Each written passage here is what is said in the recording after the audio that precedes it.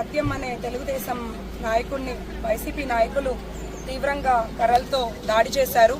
ఓటమి భయంతో ఇలాంటి ఒక హింసా రాజకీయాలు నడుపుతున్నారు. నేను ఎస్పీ గారిని డిఎస్పీ గారిని డిమాండ్ చేస్తున్నాను, దీనికి తగిన చర్యలు తీసుకోవాలి. మరలా ఇట్లాంటి సంఘటనలు చోటు చేసుకోకుండా చూసుకోవాలి. ఎలక్షన్ కమిషన్ కూడా మేము రిపోర్ట్ చేస్తున్నాము. ఓటమి భయంతో ఇలాంటి రాజకీయాలను అయితే మేము సహించము. మా తెలుగుదేశం నాయకులకి కార్యకర్తలకి మేము ఎప్పుడూ అండగా ఉంటాము.